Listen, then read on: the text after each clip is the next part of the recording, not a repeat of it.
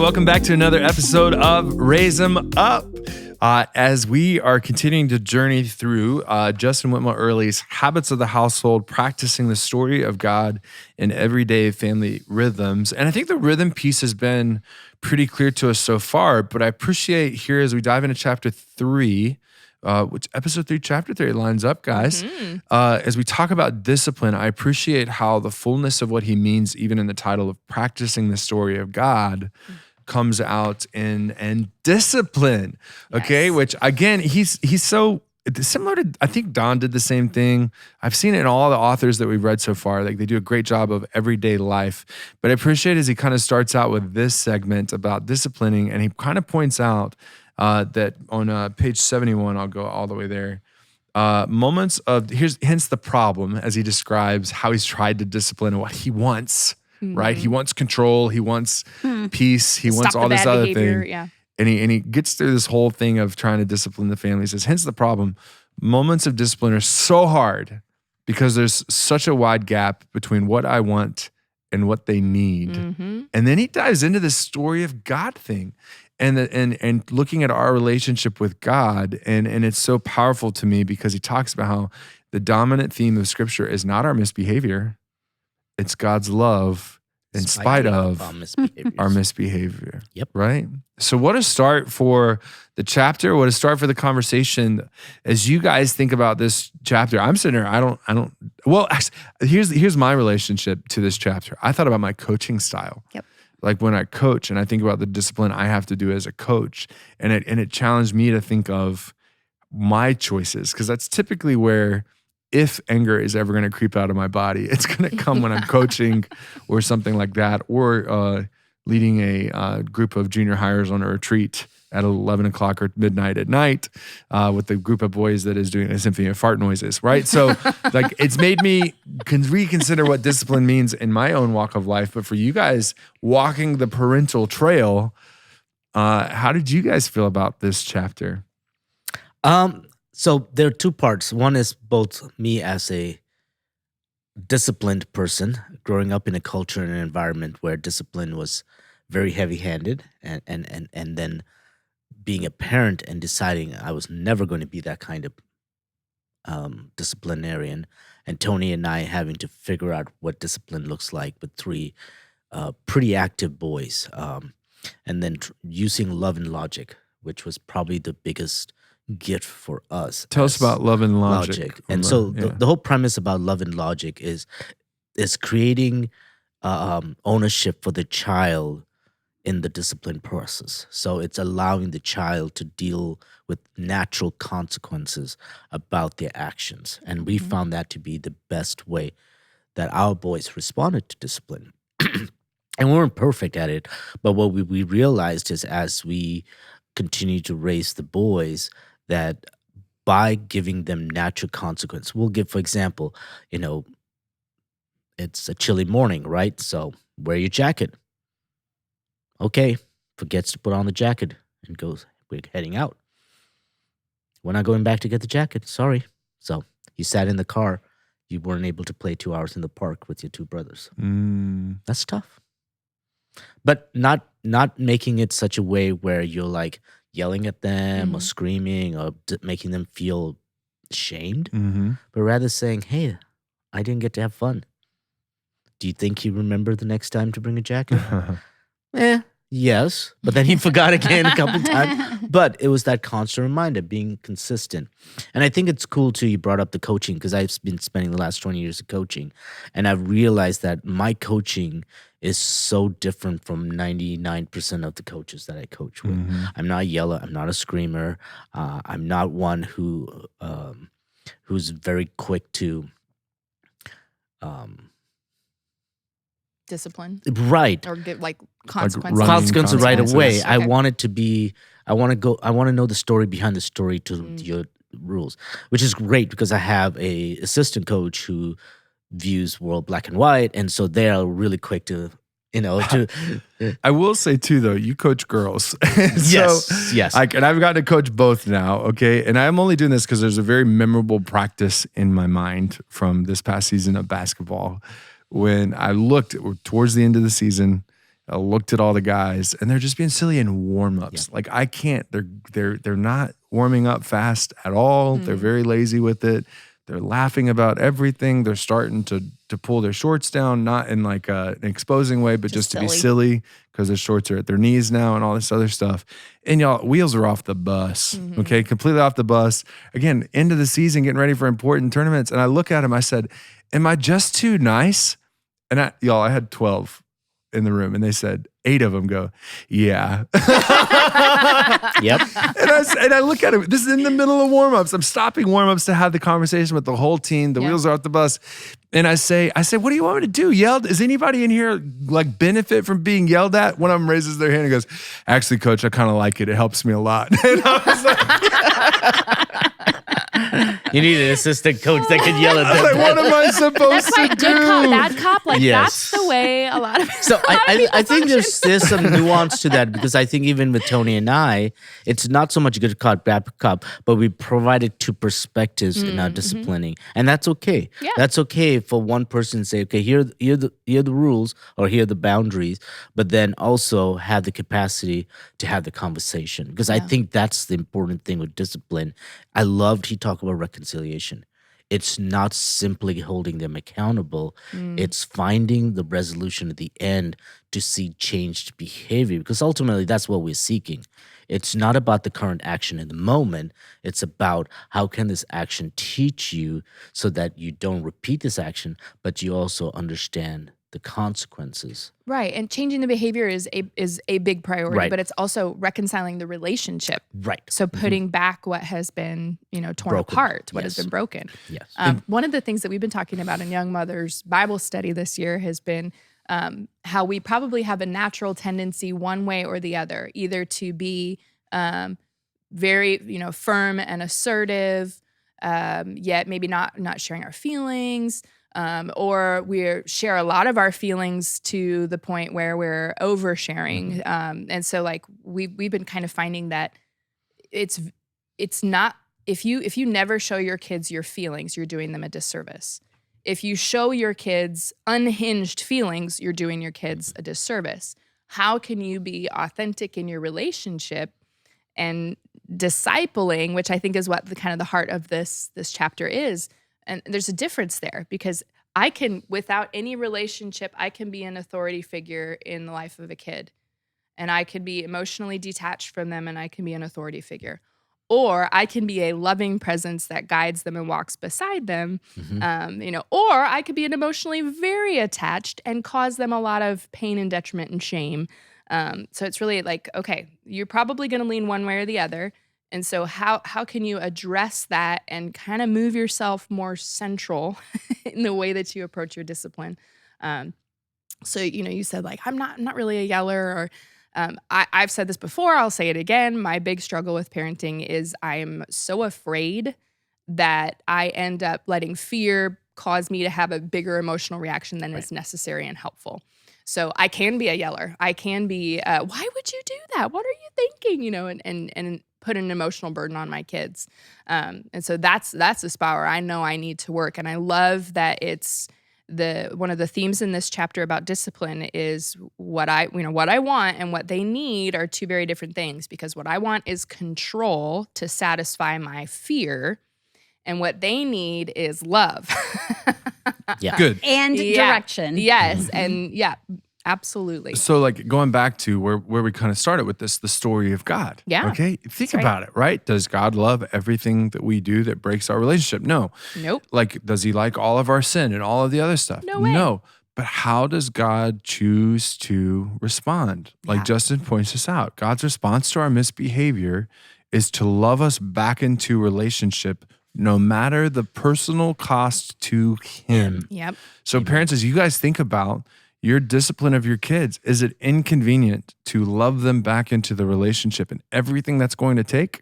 Yes. Yeah, absolutely. So inconvenient. Yes, it's going to be inconvenient. You're going to have to stop what you want and pause in order to actually do the work that God's putting in front of you for this temporary time. It seems like eternity, but eventually you're getting ready for kids to go off to college or things like that. They're becoming their own person, they're becoming a man and a woman.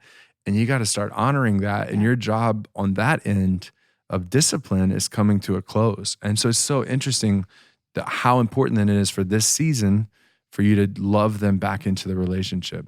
Yeah. And I love how he spends, a whole little section talking about how God loves us, right? Mm-hmm. And how he disciplines us. And we know what we're supposed to do, right? It's easy to look at that. And then he goes into our instinctual Mm-hmm. nature, right? Our sinful nature it's about me, Oh, yeah. right? Because it's all about me and how I feel in the moment.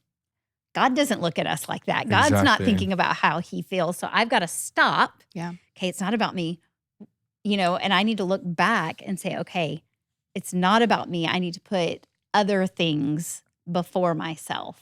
Yeah, discipline is not a tool for controlling behavior. And unfortunately, that has been its primary function for a lot of us because we're just in the thick of it. And Right. we're going, I've got to pull the reins in. I've got to get control of the situation. And so then we view consequences and how we're going to approach it and the tone of voice that we're going to use and the threats we're going to make as tools to control the behavior. But that's the opposite of the way that Yes. God loves us. He is not coming from a place of fear and wanting to turn us into robots so that his life is more convenient. He's coming from a place of deep, unique love for us as individuals made in his likeness and redeeming our specific stories to be part of his bigger story and so that we can delight in his love. Like, holy cow. Good, right? So and that's where I was going to go, the big picture piece of Yeah, this. right. I routinely teach when I go to teach scripture, like just start from scratch with anybody. I go, let's go at the big picture. And I'm tempted to add a fourth one in because of how he lays it out for us. Mm-hmm. I always mention it, but I usually just have three. You have creation, you have redemption, and I like how he called it consummation, Mm-hmm. which is when Jesus comes back. Okay, you look at the big picture of everything that God is doing, and he points out right after creation is what? Fall. Yeah. Okay, it's brokenness. It is creation, fall, redemption, consummation. Parents, look at the relationship you have with your kids. You made them. You're dealing with their brokenness. They are fallen. But what's the end goal? Where is this going for you? Yeah. There's redemption. There's love for them no matter what happens, no matter the cost.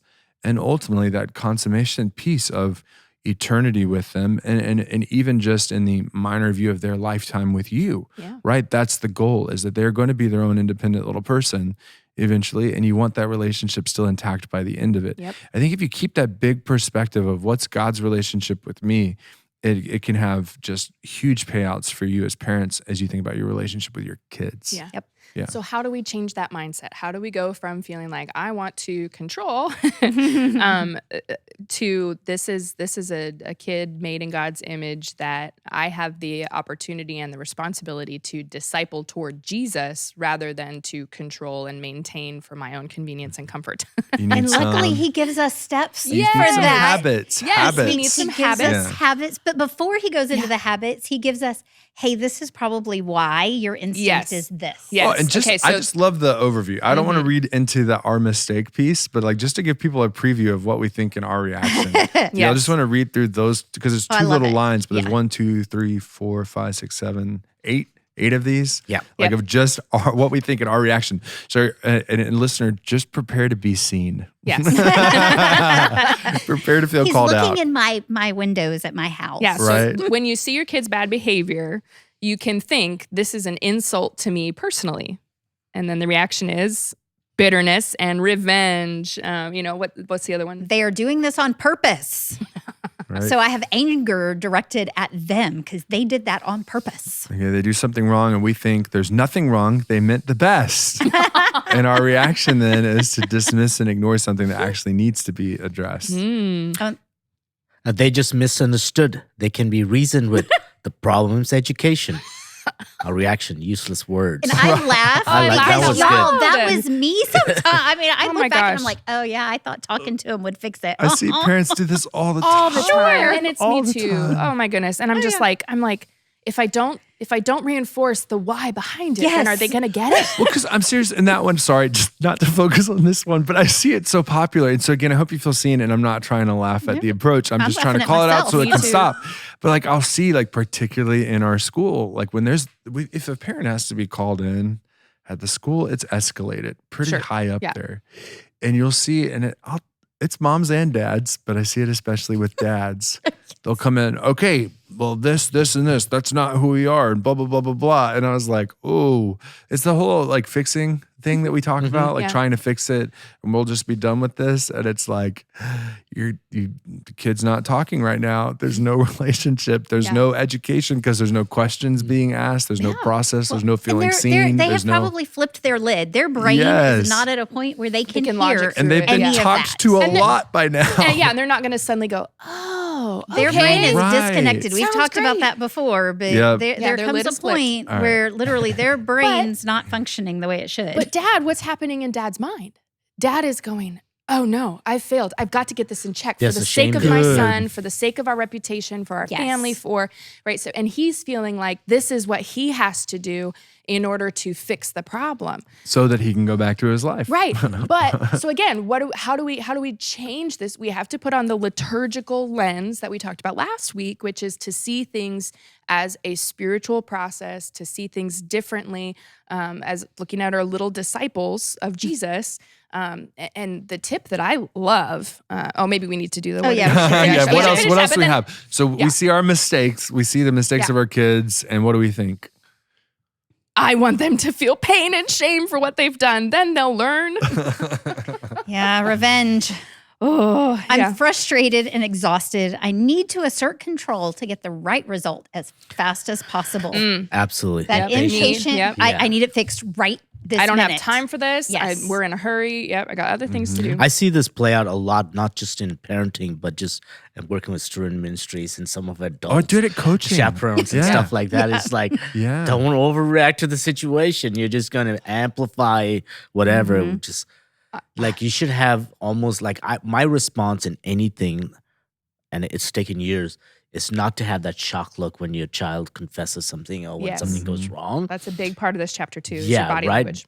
Yeah, body language has to be like you cannot quite be prepared. And I think the best lesson that God given me is to do children's message in front of the entire congregation, because then you have to think on your toes and you have to be really quick about your body language. Because kids will say the most insane thing when they're in front of in a mic. But anyway, in general, but I think this idea of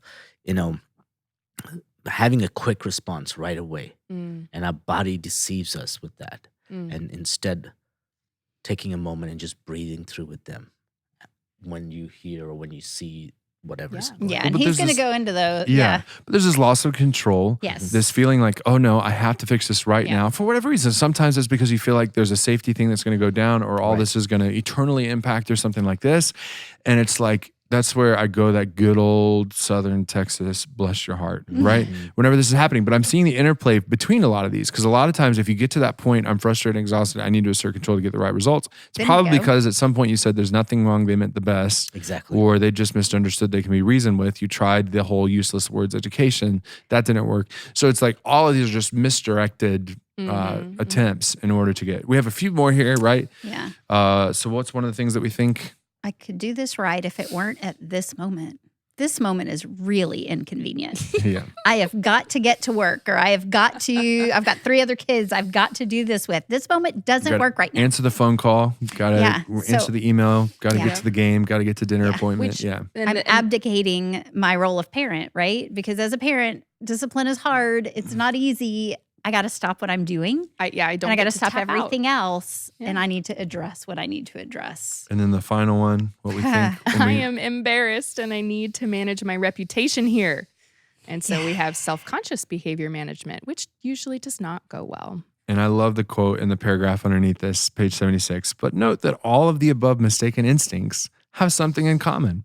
When we see our children as problems to manage, instead of image bearers to be discipled. Exactly. We end up making moments of discipline about our convenience instead of their discipleship, their growth. They're learning what it means to let Jesus lead. Yeah. And this is a heavy thing, but it's a weirdly freeing thing. Like when Jesus says, my yoke is easy, my burden is light, he's telling you the weight of your selfishness and self-centered focus in parenting is actually heavier than if you viewed your children through a lens of disciples and image bearers of God. Because it's heavier when your reputation hangs on their behavior. It's heavier when you feel like you have no control over your life when they're misbehaving. And, like when you see the children in your home as a problem, that's a heavier burden to bear than when you are able to see them as God designed them to be, which is people made in his image who are deeply loved by him, that he is redeeming, and that you get to be a part of that process. Like, oh, God's got him. I don't need to control him. And I think as a parent, one thing that I have expressed in disciplining my boys is I want them to make the mess ups now when the consequences aren't. And when I'm here to help them untangle. Right. Yeah. As opposed to having to deal with legal cases or seeing them in jail or whatever. Like my whole thing is like, I want you to make these mistakes in a time frame where I can have a little bit of an influence in creating that space to remove. I don't know what I'm trying to say, but I guess I'm just trying to, like I said, the worst thing is to make these mistakes when you're an adult. The worst thing is to suddenly make a mistake that you don't know how to walk through because you feel like you've never made a mistake like that before. Now, and there's a couple caveats here because I've seen and experienced some parenting things that I'm like, I wouldn't head that direction, which is stuff like, well, I want him to know what it's like to be on drugs so that if they ever are, they'll know that. And I'm like, wait, what? No. And they're like, well, if they're going to do it, I want them to do it in my house, under my roof. No. That's not what we're talking about. That's not what you're in. No, not at all. What you're saying is, I want my kids to know that if they make a mistake, I'm going to love them. And I want them to have experience with making mistakes as they grow and having me be there to help guide them, to navigate it, and not to feel like they have to be perfect because that's going to set them up for failure because, that's going to set them up for shame and all kinds of other problems because the failure is inevitable. Making mistakes is inevitable. Right. And I'm going to add in allowing them to experience the consequences of those mistakes with you. Because I think sometimes as parents, one of our tendencies is I want to protect my kid from everything. And there are natural consequences, right? You forgot to study for that test. You made an F on that test. So how can you fix that? Not me saying, well, let me make sure that I sit and study with you for that Email test your now, teacher and and I'm doing all these things, right? Or let me reach out to your teacher. No, what can we learn from this mistake? And what are those consequences? So maybe you have to do extra credit work. Well, that's a bummer. Or maybe you get a B and not the A. Yeah. Okay, that's okay. I'm glad you brought these nuances because Melanie and Uma, as you were talking, I was kind of like, oh, we need to talk about this. Because there's certain words that we used that will be tempting for parents. Like, I want to be there to help them, to guide them. Oh, sure, yeah. And so it's that temptation to be that fix. Yes. But I love kind of the turn that, and it makes sense. You've got some of the older ones, right? Like almost done with your round of parenting in this season. But it's I want to be with them in it, right? That's really what it is can I just be with them in it? Whatever that means, whatever that looks like to be able to again, maybe it's guide, maybe it's just love, presence. Just so they're not alone. And I think even for younger kids though, having taught second, third, and fourth grade forever, right?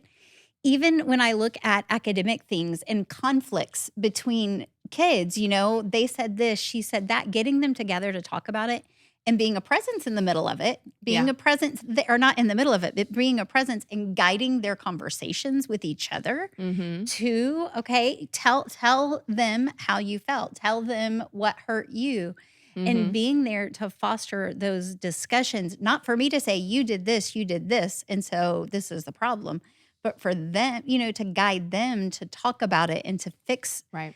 Not fix, but to reconcile the situation themselves with guidance. And when they make those mistakes. I'll even push, right? So it's not, the guide is such a tempting. I it's know. so hard. I have a good one. Be available. Yeah, you're available. Because the truth of the matter is, especially when they get junior high school, they're going to have other mentors and other people in their lives. So it's like you being an available, loving presence to them no matter what's going, so that you're accessible and that they always know what they're going to find with you is love. Yes. Yeah.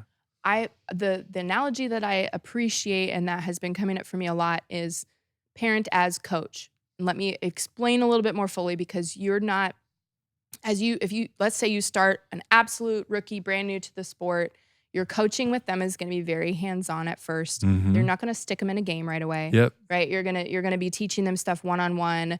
Then you're going to introduce a little bit more distance and let them do a few more things by themselves. Then you're going to supplement that. You're going to scaffold. Why am I talking like I'm a coach? I'm not a coach. Theater director. But anyway. You got it though. You got it. Yeah. But you're gonna scaffold some more skills. You're gonna let them do a little bit more on their own. You're gonna step to the sideline a bit more. And then finally, you're gonna stand on the sideline and you're gonna watch and enjoy them play this game. Exactly. And if they're looking to you like, hey, what's next? You're there. You're cheering them on. You're supporting them. You know, if they want to come to the sideline and check in with you, awesome, that's great. But really, they're doing what you have trained them to do on their own, and you're not doing it for them. So I love that kind of picture of parenting. Absolutely. That, you know, you might be in a hands-on moment. You might be in a practice mode for this season of your walk with your kid. But your goal is to get them moving to a spot where they're on the court doing their thing, and you are cheering them on from the sideline. You're still invested. Right. You know, you're available. And I love that availability piece rather than like I'm a guide blazing the trail in front of you, or I'm the. No, but it's a good description because I can tell you like I mean just coaching JV and varsity basketball. So even at the JV level, 5th and 6th grade, like that's 10-year-olds. That's learning a little bit. And I think I had parents expecting me to yell at the ref and I had it even at the varsity level, 7th and 8th grade, for little things. And I had to explain to parents, like, when I see something that's obvious and the kids are not safe or it feels very one-sided, I will absolutely talk to the ref. Yeah. But sometimes I even had to explain to a kid that fouled out, like, there's a reason why, or not even fouled out, just got a foul that he got a technical over because he was mad because I didn't touch him. I said, that's why you have 5. Like, you weren't kicked out of the game. It wasn't the end of the world. Okay, he got to shoot 2 points. It happens. It's just part of it. Yeah. And I have had parents, and who knows, maybe I'll get some backlash after this is released, that get really frustrated with me because that's my approach. But I'm sitting here going, look, life is that way. Yep. It is not always going to go perfect. Sometimes you're going to get blamed or accused for things you didn't do. And hopefully it's nothing major. Typically it's minor. Again, go the full parallel of what I'm trying to say here. Like, and you live with it and you deal with it and you keep moving and you keep going as long as it's not destroying anyone else or your life. Like, you keep going. Yeah. And bring that back to parenting and disciplining. We are going to make mistakes too. Yes. And here's my favorite now that my children are older. They like to tell me about them. They like to tell you about your mistakes. You as a parent. did this. I love But that. here's the thing. You know, when we look at discipline and us disciplining our children, I'm not God. I am still learning, and God is still, you know, I'm still becoming a disciple, and I'm still growing in my discipleship. And as a parent, I'm still growing and learning. And as I discipline my children, I learn from my mistakes too, just like our kids learn on the basketball court from their mistakes. Yep. We're learning too. And I think being open and honest with our kids about that. But I love that he gives us some habits that help us as we're learning and growing in our discipleship. And so those habits of discipleship come in this great pyramid. I love visuals. Oh, yes. I'm such a visual learner myself. And so imagine a pyramid if you're just listening with us, that page 77 is where it's at. The base is loving authority. Okay, so that's a very, very key thing. And the goal, the tip, the journey at the end is reconciliation. And right before that reconciliation is a confession. Yep. Okay. And I love all of the strings tying together over my ministry here in the last 2 years of just this beautiful picture of confession and reconciliation. All right. And in between that loving authority are some habits that get you to confession. Those habits that get you there, not control, not the whatever's are done, because that creates closed off children from you, okay? Yeah. But the relationship is confession and reconciliation, and it's a beautiful journey. And so kind of before we even get into the habits, I want to go to where it ends, because I really appreciate how he disciplines his own boys. and what he calls the brother's hug. Yeah. Like, so again, I want you to start with the end in mind. That's what reconciliation is, this brother's hug. And this is basically what it is. You have that typical, like as camp counselor, maybe you've been in this situation, you have to apologize.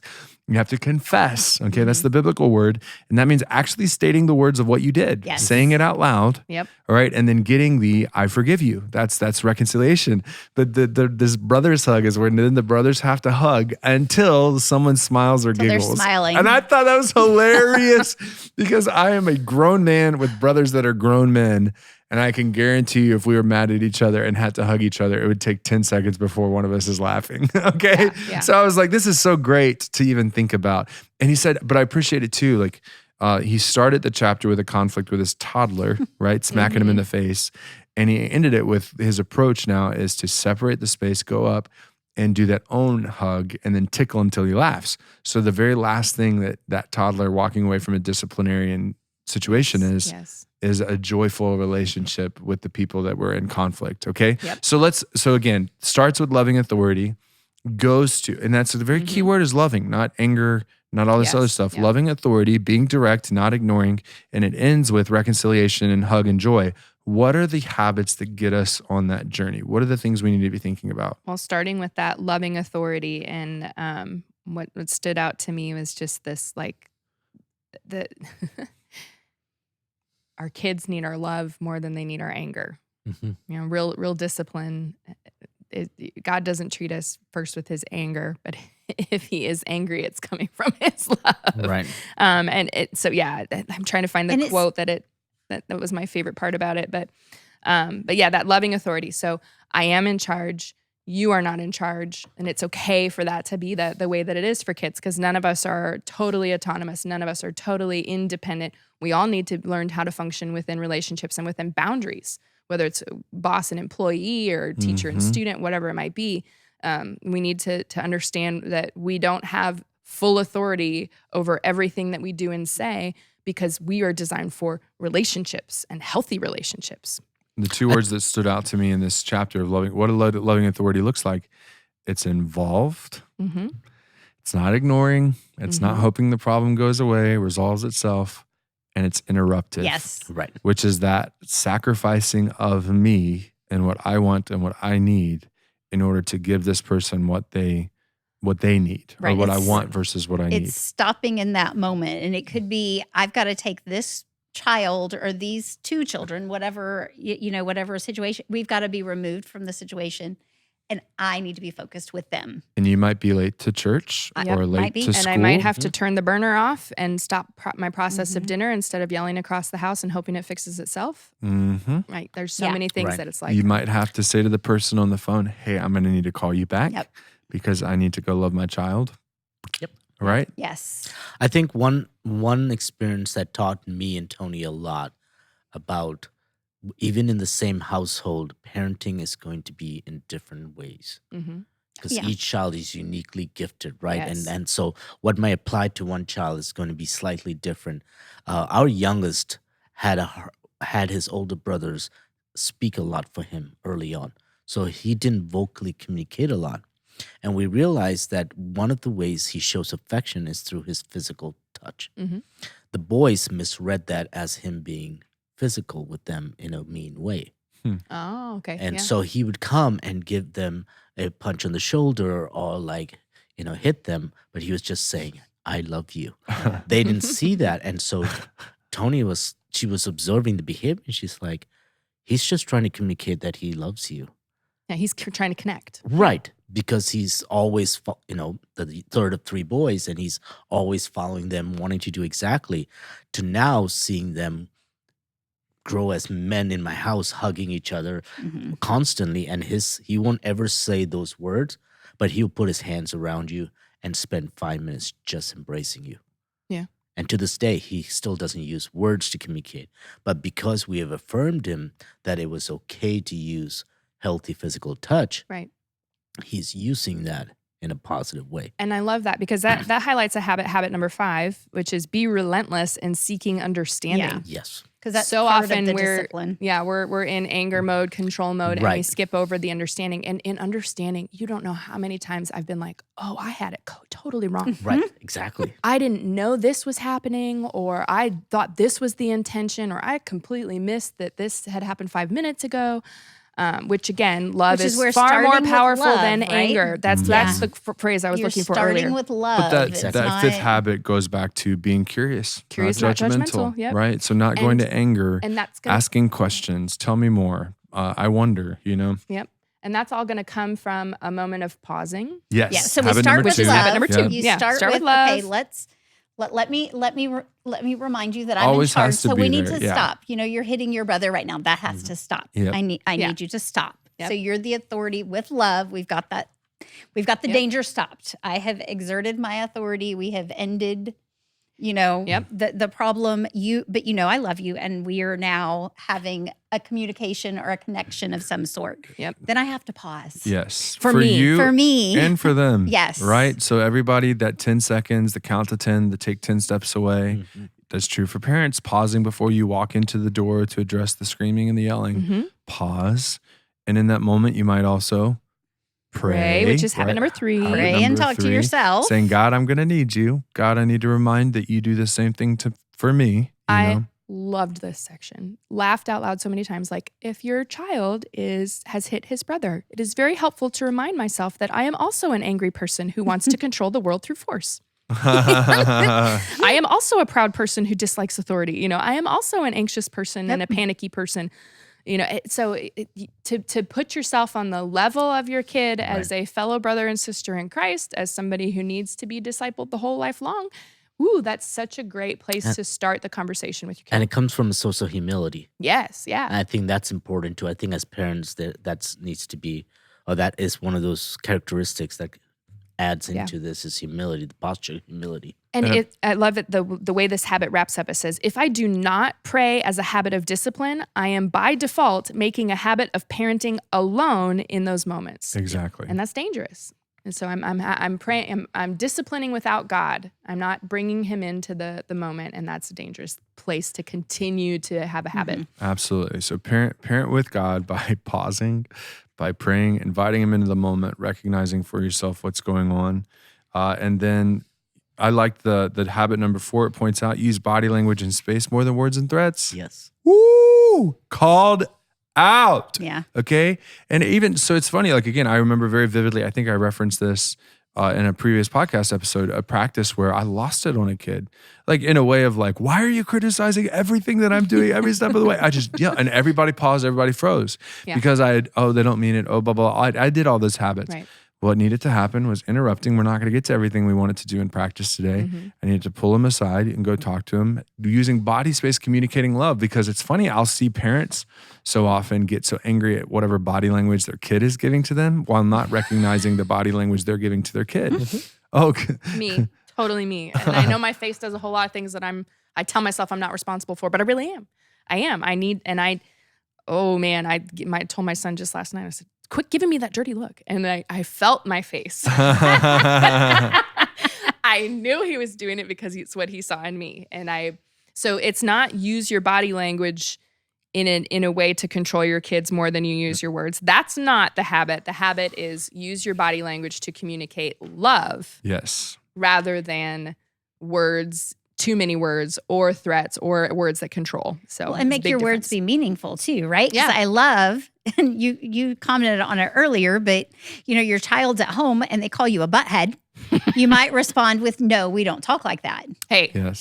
we don't talk like that. But you're at the playground. "Oh, sweetie, we don't say words like that." And what's then that it was communicating is Melanie's this? favorite thing that she's read in the book so far, I think. They smell blood in the water. They see your inconsistency. They're like, Yes. so they there's double an down. opening. Yeah. Oh gosh. So yeah, the consistency, and there can be firmness with love. Absolutely. And there, Yes. but there God doesn't is have very to firm be. There and doesn't very have loving. to be Yeah. just the stank eye and the. And sometimes whispering is way more intimidating than yelling. Sure. Absolutely. Absolutely. Yep. Absolutely. The teacher or Oh. the coach that's able to come over and just say something very quietly. Nobody else So hears it. much more intimidating. Yeah, I don't have to say it in front of everybody for them to Yeah. hear, but I can lean over, "Hey, we don't say words like that." And they're like, "Oh." And I go back to either season 1 or season 2 where it was the person who yells first loses, and really raising your voice is making you lose whatever relationship is there. So being that calm, having that very bless your heart mentality, like of where we got to pause and pray because we are not doing it on our own. Exactly. So then you had to habit 5, be relentless in understanding. Right. Help me. And that's what God does. Oh, yeah. Yep. Like I'll go back to over and over in my ministry. What's the first question that God asked Adam and Eve after they've taken the fruit? Who told you were naked? Yeah. Right? They say, they like pour it all out while they're hiding. Who told you were naked? Not, I can't believe you took the fruit. Why did blah, you blah, do blah. that? You deliberately disobeyed me. Yeah. Join the heart of God and figure it out. Yeah. Habit number 6, think carefully about consequences. And this is where that confession, that absolution and reconciliation come into play, not retribution. Well, and this is where I love and logic, right? I mean, a lot of this fits into the love and logic, but in the love and logic, consequences they're the natural consequences of your actions. What's needed to make it right. Yeah. You yelled at me when we got in the car after school about something that upset you. And then maybe the consequence is, hey, we were going to go do this. But now we need to take time to fix this. time to talk. So now we don't get to go to Chick-fil-A and get that milkshake. Now we've got to go home and we've got to talk. The whole jacket at the playground. Yes. Yeah.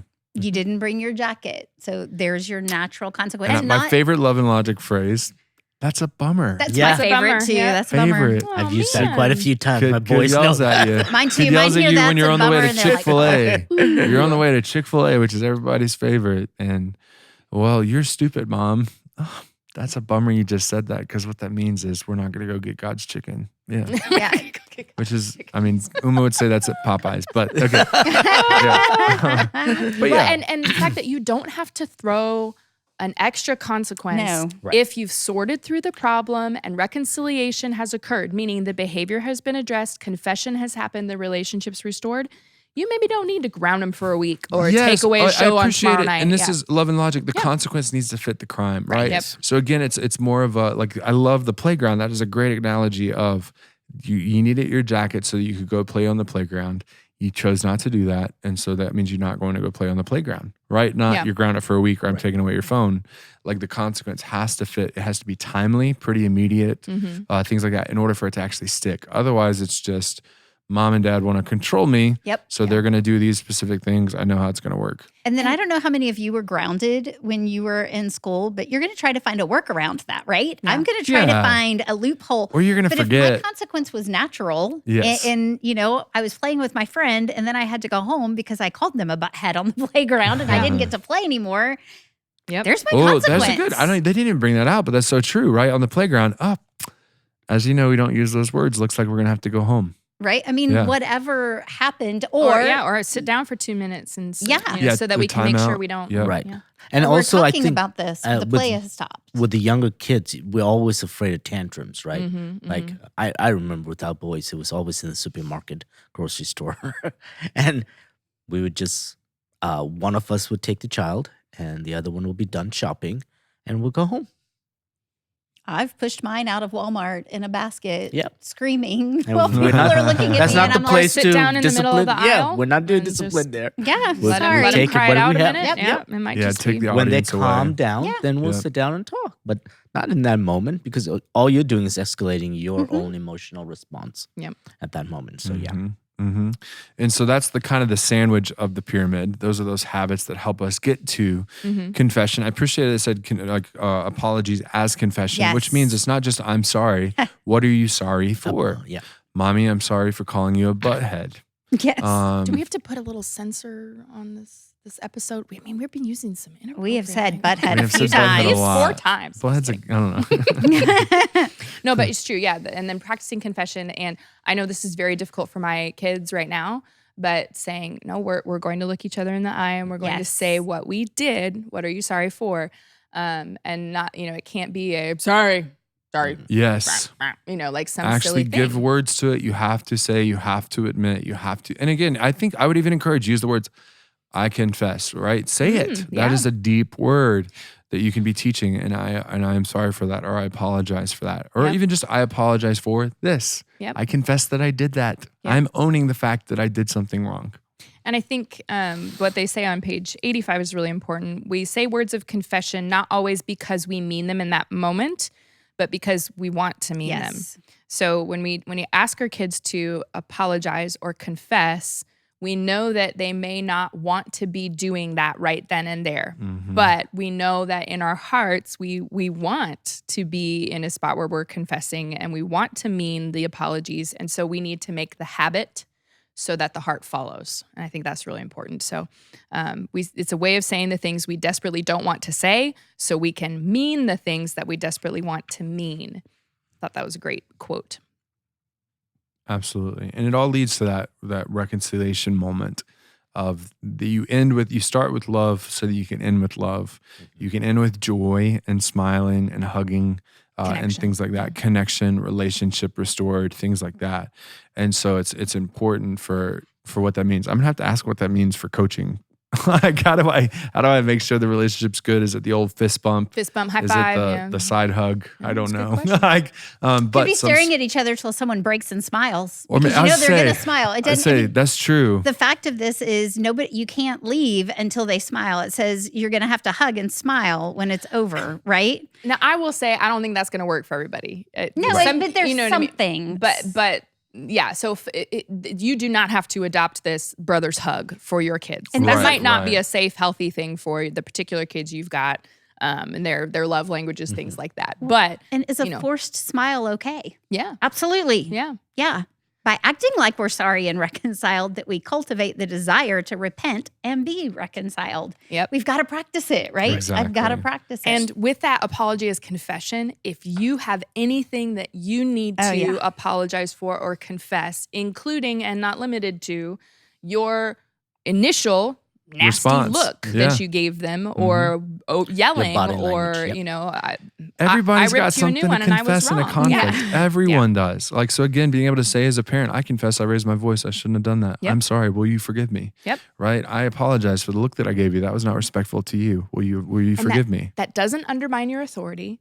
That doesn't make you the weak one. You are showing and modeling what you want them to be able to do to protect and honor their future relationships. And each and every one of these are certain little habits that you can take into the discipline of your kids. And I appreciate where Justin closes the chapter with this little exchange. Also, I'll read a section from 89 and 90. He said, one of the things I love about brothers close in age is that they kind of root for each other when one is in trouble. I will often get a plea for mercy from the sidelines. He didn't actually hit him that hard. I saw him. It was just kind of hard. Right? And he says, as I sat down in the rocking chair in the room and asked Ash, one of his boys, to stand in front of me, I noticed Coulter watching from his bed nervously. Mm-hmm. Ash, what were you doing? I asked. Moving Coulter's stuff, he answered. And what did I say about that? I asked. Not to do it, he answered. So are you disobeying on purpose? He winced.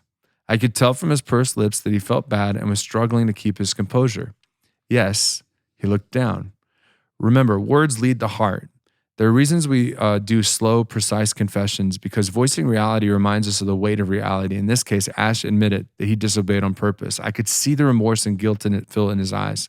He knew that he messed up. He looked embarrassed and scared. Here was the consequence. He didn't need anything else. Mm-hmm. And here was the understanding. I didn't need anything else. In his trembling face, I saw a picture of my own heart, that trembling thing, half embarrassed and half scared, full of the knowledge that I am not quite right and always mess stuff up. He wanted to cry right then and there because he felt broken. He felt caught, definitely felt caught. He probably felt stupid, and he seemed to feel scared. So we talked for a moment. Is that a bad thing to disobey? I asked. Yes, he admitted. As he did, he began to cry. And what do you need to say to me if you disobey me? Sorry, he sniffled. So can you look in my eyes and say sorry? He blinked his tears away and did it, but he still looked more scared than sorry. I asked him, and then what am I going to say to you? He stopped crying and said, that you forgive me? That was the right answer. He knew it, but he looked almost surprised, like it couldn't be true again this time. And I said, that's right, Ash. I looked into his eyes. I forgive you. And what do I say about how I feel about you when you do a bad thing? That you love me anyway. That's right. And what do we need to do now? A hug until we smile, he said. So we did. I squeezed him until he smiled, even though he still had tears in his eyes. That's when I noticed little Coulter far off on the side of his little bed. He had started bouncing with an uncontrollable smile. When we hugged, he started cheering and pumping his fist in the air. Right. And this is that idea of what it means when you actually practice some of these habits. Your kids know it. And all you have to do is ask questions. You don't have to tell them over and over again at a certain point, that coaching progression kind of idea. And that's why each of these habits can be so powerful. So guys, get this book, read this book. So good. Keep going with us. Next up is screen time. Chapter 4, screen time. So we're excited for that. Excited for the journey to continue to learn what these habits mean. If you appreciated this episode at all, please feel free to share it with someone. Certainly share it on the social media. Find us on Facebook, Raise Them Up Podcast. Be sure to keep that word podcast in there to find us. Or you can be listening to it on any one of these great little podcast platforms. You can email us, raisethemup@trinityklein.org. And that's EM, not THEM, but raisethemup@trinityklein.org. We would love to join the conversation. We would love to be able to keep on walking alongside of you. But at the end of the day, I just hope this helps. Read the book, share it with somebody, encourage someone else that they're just as big of a mess as you are, as we are. And keep joining us. We'll see you next time with Chapter 4 on Screen Time.